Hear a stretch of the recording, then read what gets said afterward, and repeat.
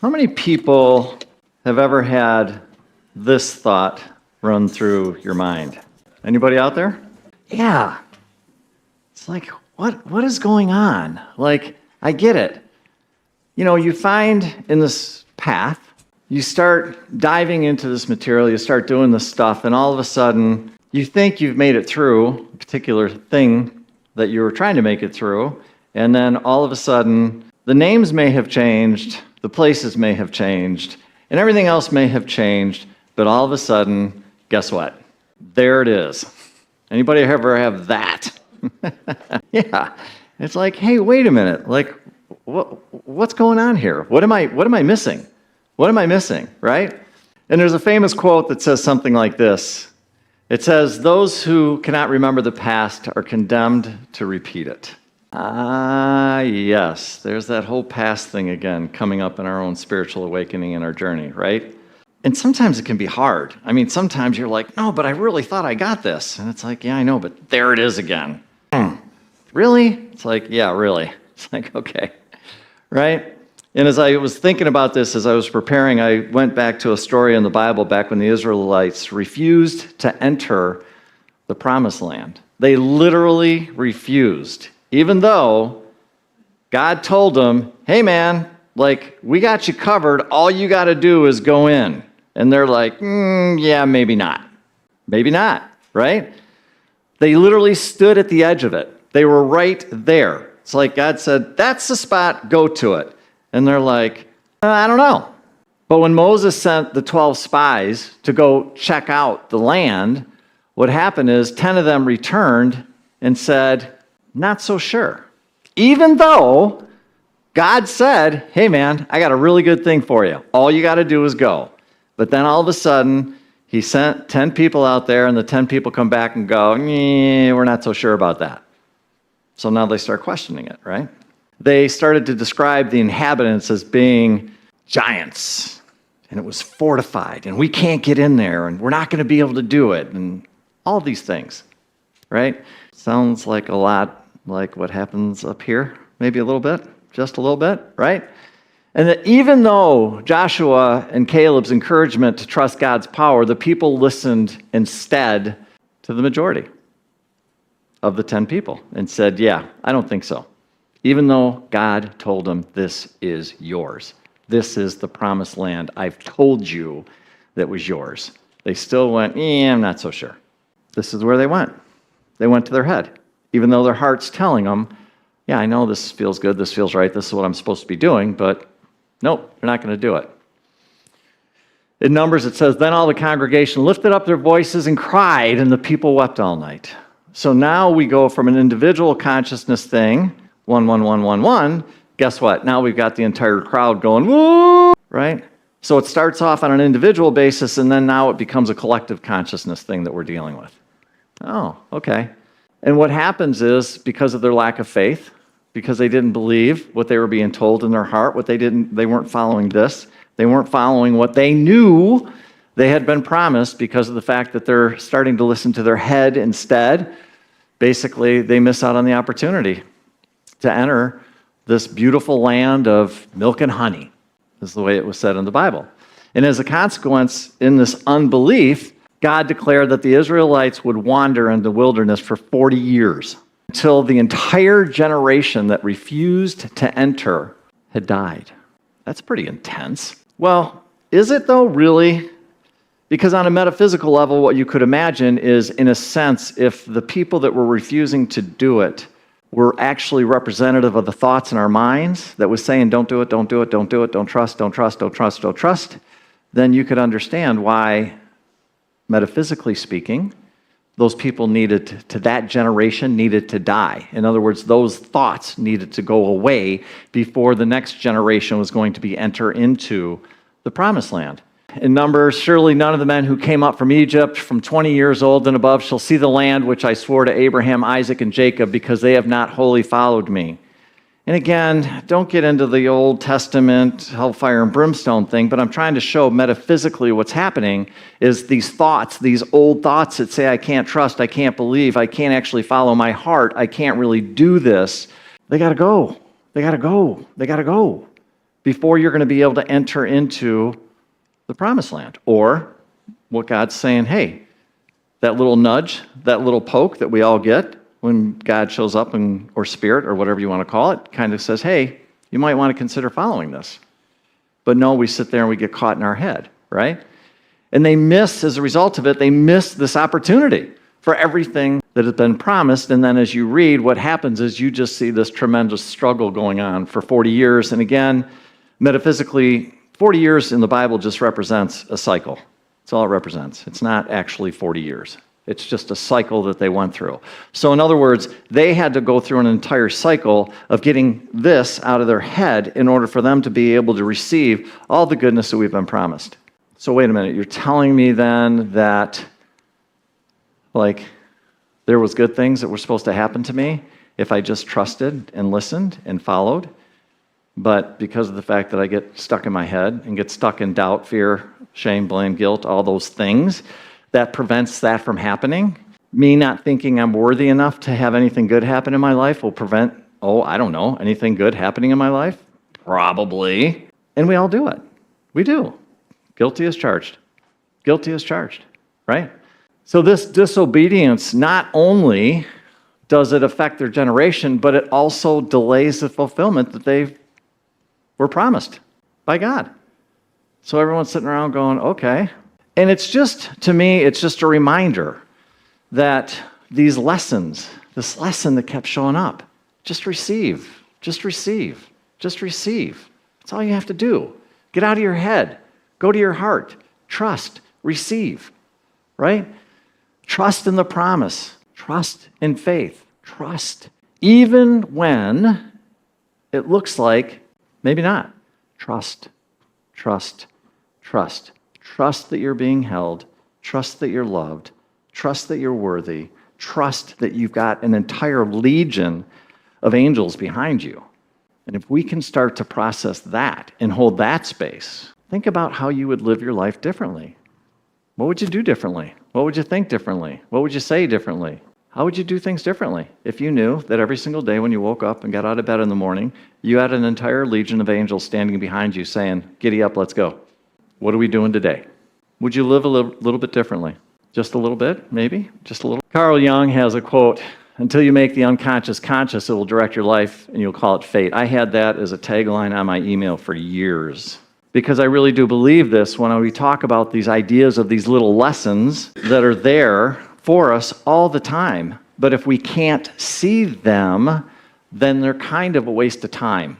So in other words, it doesn't matter how hard life is trying to show you something. If you're not paying attention or it's unconscious, then nothing is going to change. It's not. So I was working with a client a couple of weeks ago, and this client was talking about this idea that he noticed that he never finished something that he started. He was passionate about this idea of being a movie writer. He loved. From the time he was a little kid, he would watch like Star Wars and he would watch all these movies and stuff like that. And he knew in his heart that was what he was meant to do. And so we started talking about it. And I said, well, that's real interesting. And then he started talking about he even went to college for that. So he went to college to become a writer for movies. And along the way, and unfortunately or fortunately, I guess, depending on the way that you look at it, what happened was he got involved with a cult. And in the cult, here was the deal. You gave everything to God, and if you did anything other than what they told you to do, you were considered bad. That was a sin. You were going to hell and spend the rest of eternity in blah, blah, blah, blah, blah, blah, blah. We all know the story, right? We all know the story, right? So he's hanging out, and finally, he quit following his passion. Quit doing it. Why? Well, he can't, because if he does, that's bad. So in other words, him following his passion is bad. That's what he learned when he was in the cult. So finally, after 10 years of being involved with the cult, he manages to get out of it, which in and of itself is a pretty big deal. But he manages to get out of it and return to his passion of being a movie writer, which is what he always wanted to do, but he was never really successful at it.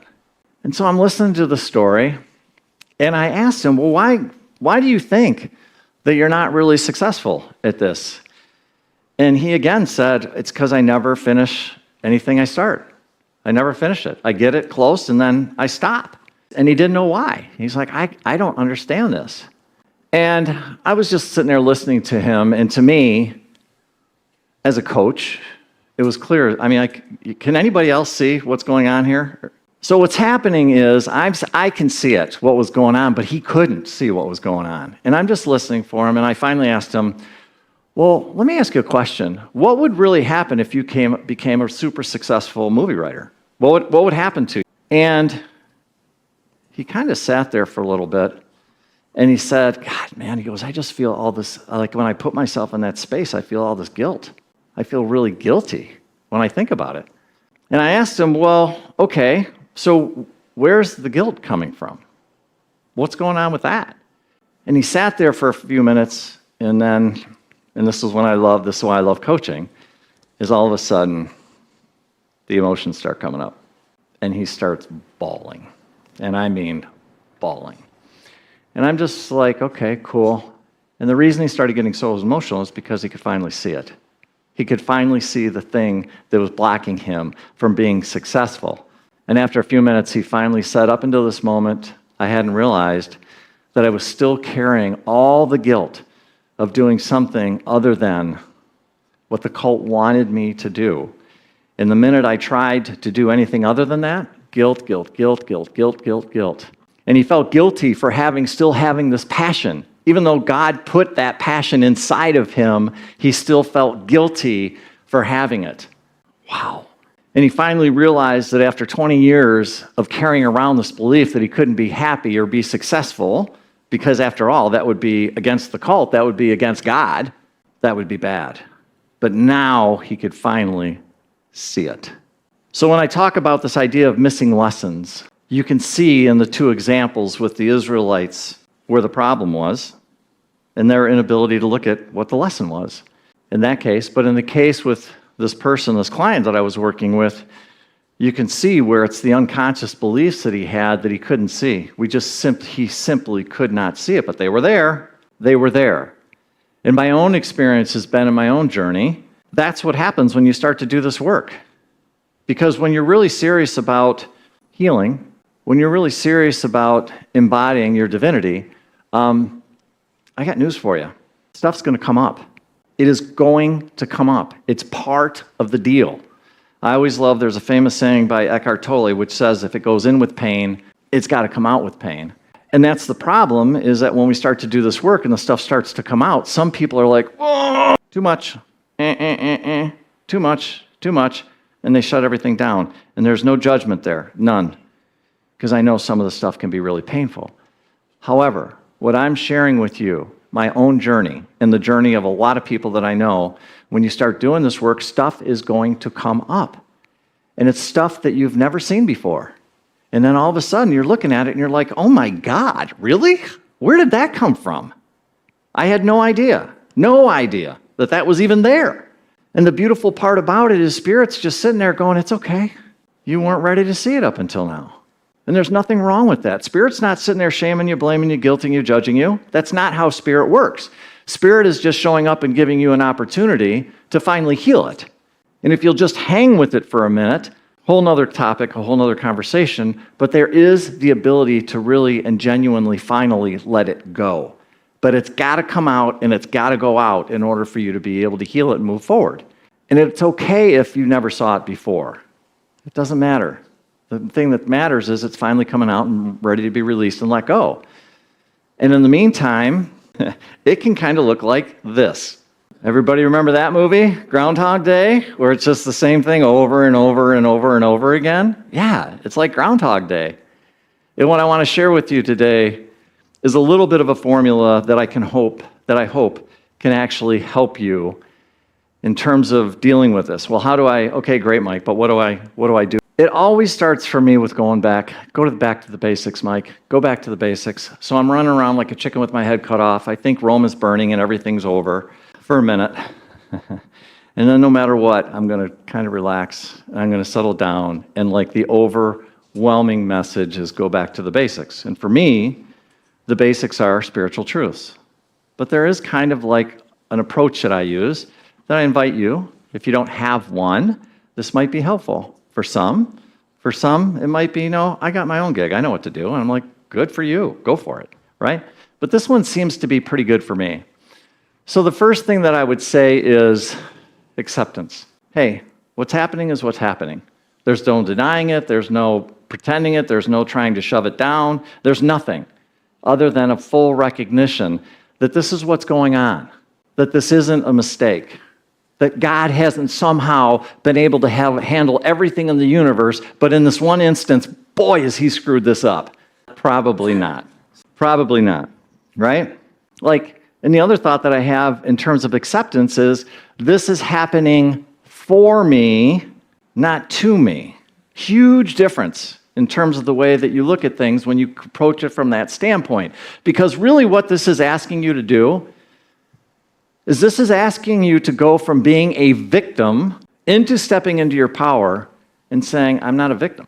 So it's inviting you into stepping fully into your power, which means you're going to accept responsibility for showing up and you're going to say, no, this isn't happening to me, it's happening for me. And for me personally, I can just tell you that was a huge moment for me in my own life when I stepped into that phase, because then all of a sudden, was it scary? Of course it was scary. Did I want to admit everything that was showing up was because of me? No. But there's something about going like, I'm not a victim. For some reason or another, this is showing up, and I'm going to say that it's good.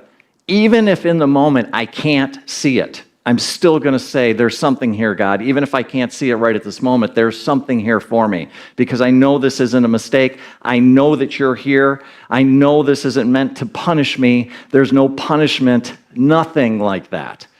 It's simply something that I wanted to learn, right? And so I take full responsibility for myself. One time, a long time ago, I studied with the person, and one of the greatest lessons that the person ever gave me, and I've mentioned it before, is it's never outside of yourself. What does that mean? It means that this is an illusion, that everything that's going on outside of there is really happening inside of me. Okay, well then what's happening inside of me? Accepting responsibility for what's showing up out there, right? And so then all of a sudden you can see it. Because again, I still say this, we came into this lifetime and our soul had certain things we wanted to learn. And it doesn't mean you're stupid. It doesn't mean you're bad. It doesn't mean you screwed anything up. You haven't screwed anything up. You actually are doing your life perfectly. Yes, I'm going to tell you right now, even if you're like, oh no, Mike, I can tell you the thing that's going on right now is a big screw up. And I'll say, no, it's not. It's not. You just wanted to learn some things. And so you decided to go down this path, and it's absolutely perfect, and you will learn things. My suggestion is to learn them quickly, right? Learn them quickly. Learn them quickly. Don't take 40 years. There's no need for you to take 40 years to learn this stuff, right? Get curious. Get curious. Oh, man, I don't know why this thing is happening, but what could it possibly, what could be here for me? Like, what's the bigger lesson? Start asking questions. What am I not seeing? What am I not understanding? Go into prayer. Go into meditation. You're not going to hurt God's feelings if you say, I can't see this, God, please help me. I don't understand it. I don't understand why this thing is showing up again, but I'm really wanting to learn from it. I'm willing to accept my part in this. I'm not going to deny it. I'm not going to hide from it. I'm not going to not talk about it. I'm going to accept whatever's going on, but please, I'm having a hard time seeing this thing. Can you help me? Get curious, right? And start digging. Start digging, right? Then what? I'm probably going to go check my mindset. Where's my mindset at? Am I thinking everything that I possibly can to live a beautiful, expanded, harmonious life? Or, like I was saying in the intro, am I sitting there going, wow, am I doing that? Especially about a particular thing. So I'm going to check my mindset. Why? Because we believe at Unity that thoughts are things. They create your reality. So one of the first things I'm going to do is I'm just going to go check my mindset. How's my thinking? Do I have stinking thinking about this particular topic or not? Or is there maybe something that I could possibly change in terms of my thoughts, in terms of this particular situation? My own experience has been often my thinking is off usually a little bit or a lot. Just saying. That's what it has felt like to me. And then what am I able to do? Well, then I'm able to go through the process that Unity has, using affirmations and denials and all those other things. And there's a lot of different techniques to change our thoughts and our beliefs, but you can do it. And why do I want to do that? Because I don't want to keep living through whatever it is that I'm going through, and I'm going to accept the responsibility of changing my thoughts, changing my words, changing my actions to be in alignment with what I want. Often, like I shared with you the last couple of times I've spoken, is one of those threes are either off a little bit or they are off a lot. And so I'm going to look at that stuff when I talk about my mindset, right? And so I check my mindset. What mindset work do I need to do in here? What do I got to change? What am I thinking? Is it helping me or hurting me? Am I adding to the fuel of whatever's going on, or am I snuffing it out and not going to give it any more attention or any more energy? Which one am I doing? And that doesn't mean I'm in denial. It doesn't mean that I'm not acknowledging what's going on. It's not meaning that I'm not doing all the other work, but this is just another piece of it, right? And when I think about that, I go back to like the situation with the client that I was working with. Clearly, he had thoughts that were going on in the back of his mind that he didn't even really pay attention to, that were telling him, ooh, success is bad. Ooh, you doing this, your thing that you're doing is bad. It's bad. It's bad. It's bad. So he needed to change his mindset. He needed to work on the thoughts that he was telling himself about being able to actually do what his God-given talents were without feeling guilty or bad about it. So he had to clean out his mindset, right? Oh yeah, there might need to be some forgiveness work. Maybe. Just maybe. Or I'm going to pretty much tell you it's every single time. Yeah, why? Because more than likely you're probably beating yourself up. More than likely. Pretty bad. I'm also going to say that there might be an opportunity for you, there might be others involved, and if you have that, then there might be some forgiveness work to do towards others. Maybe. Right? Or maybe it's about you asking for forgiveness for the way you've been treating yourself, or maybe for the way that you've been treating others. Forgiveness is a real thing, folks. It is a real thing. It is a real tool in your spiritual tool belt that you should be using pretty much every day. It's almost impossible to live on this planet right here, right now, with everything that's going on and not reading something that just doesn't flat out piss you off. How many people are there? Yes. It's just real, right? So how do you balance that? Forgiveness. That's how you do it. Because think about it, when you get mad, what kind of energy are you sending to whatever it is that you're sending it to? Is it going to help by you going, wow? Does that help it? No, it's just going to feed the fire. It's just going to add fuel to it. I don't know about you, but I'm more concerned about my own inner peace and what am I contributing to the planet at this point in time? Do I want to be sharing love? Do I want to be sharing acceptance? Do I want to be sharing unity? Do I want to be sharing together? Do I want to share all these positive things, or do I want the majority of my energy to be bump up? It's your choice. You can do whatever you want to. But for me personally, I know what I like my energy level to be at, and when I'm participating in this, I don't feel too good, and I don't like it. So I can sit there and go, yeah, but. Or I can just walk over here and just go, love, forgive, unity, joy, happiness, fun. I can do that. That makes me feel better. That makes me feel better, right? And finally, the last thing I do is I surrender it. I turn it over to God. I say, hey, God, I think I've done everything I can do. If not, let me know. But I think I feel pretty good about it. And when I go through this process, what happens is, from an energetic standpoint, it might take a while for me to do this. I'm not saying it happens overnight. But if I really do stick pretty close to these steps, what I find is that in terms of me returning to my peace of mind, my state of being, where I feel like I'm in complete and total alignment with divine, this is it, or pretty close to it. This life that we're living can be an incredible gift. I believe it is a gift. I believe it's limitless. I believe we have an opportunity to do some amazing things on this planet. I believe that each and every one of us is divine. I believe that each and every one of us has the ability to connect with our own divinity and do some pretty amazing things down here. In fact, I'm going to be bold enough to say, my own belief is that each and every one of you knew what was going to happen around this time and decided to come down here because you wanted to help. I don't believe that, I know that. And I'm not saying that from an egotistical standpoint. I'm just saying that the more I talk to you folks and everything that you've got going on, there's like this pattern that keeps arising, which is, man, was it crazy at the beginning, and I went through this, and I went through this, and I went through this, and I've talked about this. Yep, but now I'm here. It's like, yeah, I know. Welcome. I'm really glad you're here. Now, can we get busy? Because in case you haven't noticed, what's going on out there needs help. And I believe the people that are showing up here are ready to be doing that in your own unique way. And that's going to look a little bit different than what it's going to look like for me, or what it looks like for Ray, or what it looks like for Mark. It's going to be just a little bit different. Perfect. Perfect. You don't have to stand on a mountaintop and scream. You don't. You can just be you. You can just be having like a really good day. Do you know how much energy and how good it is for you to have a really good day? Do you know what that does to the universe? It makes it happy. Think about it. It makes it happy because now it's able to breathe a little bit because all the other stuff is so heavy. It's just heavy. And when you can actually have a good day, you're contributing. It's just a miracle because you're a miracle, each and every one of you. So, I hope that helps. I know for me it does.